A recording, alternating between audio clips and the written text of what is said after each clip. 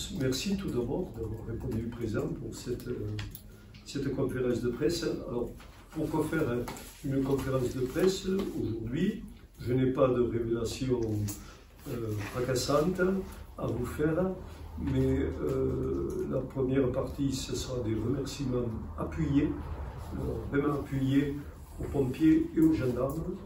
Je reviendrai tout à l'heure. Et puis la seconde partie, ce sera l'après, parce que vous verrez, comme je vous l'expliquerai, il va y avoir un certain temps, vous en doutez d'ailleurs, entre les conclusions de l'enquête, entre le remboursement des assurances, et puis la façon dont on va s'y prendre pour continuer le conducteur. Les pompiers ont mis des moyens énormes. Le colonel l'a dit, j'ai été président des pompiers, vous le savez, certains pendant 7 ans. Je sais les moyens qu'on peut mettre sur les incendies.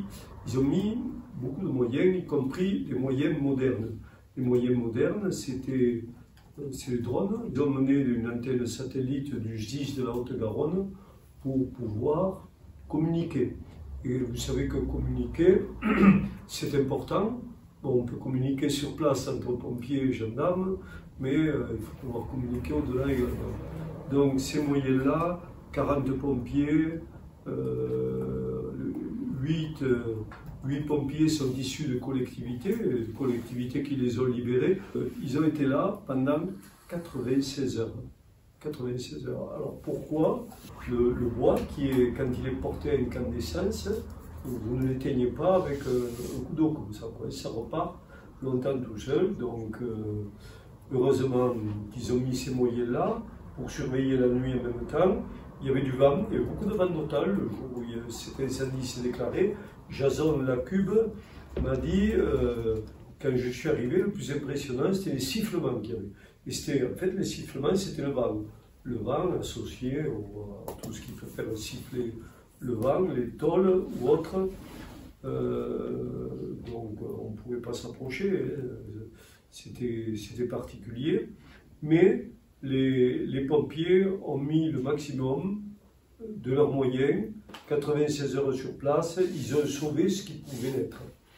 Je les ai remerciés personnellement, pas publiquement comme je le fais aujourd'hui, pompiers et gendarmes, parce qu'il ne faut pas oublier les gendarmes. Les gendarmes ont mis le paquet aussi, ne serait-ce que pour éviter que des gens qui viennent de l'extérieur pénètrent dans l'enceinte du bâtiment et ne détruisent des indices qui peuvent être utiles pour savoir s'il s'agit d'un accident, s'il s'agit d'un acte de malveillance. On est évidemment touché profondément quand un incendie comme ça vous affecte.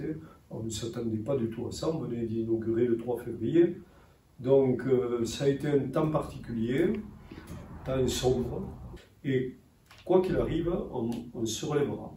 Alors, on va se relever, mais pour ça, il faut, moi qui suis toujours impatient, il faut attendre un petit peu. Première des choses à attendre, c'est les conclusions de l'enquête. Pourquoi une enquête? Parce que tout le monde veut comprendre. L'État, qui a été le premier financeur, rappelez-nous, de cette réalisation, veut comprendre aussi. La région, le département et nous-mêmes, nous voulons comprendre ce qui s'est passé. J'espère que ce n'est pas un acte malveillant, que ce n'est qu'un concours de circonstances malheureux, mais tout ça, on ne peut pas le dire aujourd'hui. C'est pour ça que je dis qu'il n'y aura pas de révélation fracassante, mais quoi qu'il en soit, il faut se projeter vers l'avenir. Il y aura une saison d'été, qui sera ce qu'elle sera, on essaiera de rendre le meilleur possible, et il y aura une saison d'hiver. On peut surtout assurer la saison d'hiver avec ce qu'on a aujourd'hui. Évidemment, s'il n'y a pas de restauration, c'est quand vous êtes sur ce site, alors, si vous avez forcé pendant 2 ou 3 heures sur les skis ou les raquettes, vous voulez bien manger et boire un coup après. Donc j'imagine qu'il y aura autre chose, je ne sais pas encore sous quelle forme. Peut-être sous la forme de ce qui ressemblait au travail pendant le chantier, la restauration pendant le chantier avec des algécos, des choses comme ça. On verra. Moi je veux affirmer ici notre volonté, la volonté de cette communauté de communes que je représente. Et je peux parler aussi au nom du département, puisque Christine Tequi me l'a dit, peut-être un peu au nom de la région, puisque Carole Delga me l'a dit aussi. On sera tous ensemble pour reconstruire, mais je crois qu'il faut qu'on reconstruise vite. Intérêt économique, j'ai dit oui, parce qu'il y a des emplois, il va y avoir forcément des personnes au chômage. Mais la Cube, elle ne va pas embaucher tous les 7 employés, peut-être 2 ou 3, peut-être pas les autres. Nous, on se débrouillera. Intérêt donc par rapport à l'emploi, intérêt économique par rapport, il y a des pertes de redevances. Nous ne percevons pas la redevance le temps du sinistre.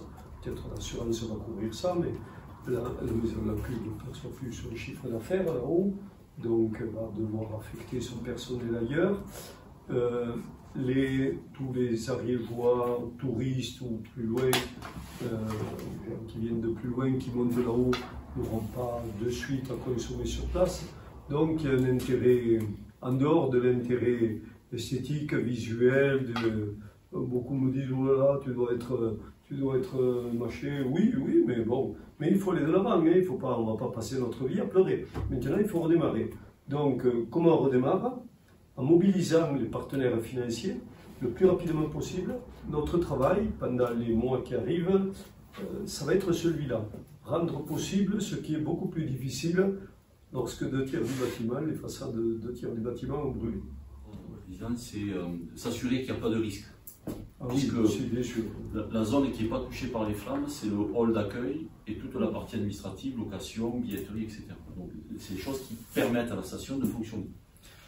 Et dans cette partie-là, on y trouve le loueur de VTT, l'école de ski et Angaka. Donc avant qu'il ne réintègre, évidemment qu'il faudra nettoyer parce qu'il y a de la suie partout, mais il faut aussi qu'on s'assure qu'il n'y a pas de risque particulier. On ne sait pas comment ce mur qui a fait écran pour que le feu ne passe pas, comment il se comporte aujourd'hui, puisqu'il tient une partie de la charpente. Donc premier élément, la sécurité, le nettoyage, pour pouvoir effectivement ensuite... ce qui est de rassurant aujourd'hui, c'est que l'assureur, même s'il n'y a pas, notre assureur, même s'il n'y a pas de conclusion d'enquête, est d'accord pour procéder à ces choses-là. Il nous faut obtenir, et c'est ce qu'on demande aujourd'hui, c'est l'autorisation de pouvoir intervenir pour faire ces travaux-là. Ça ne devrait pas tarder pour qu'on engage ces choses-là. C'est pour ça que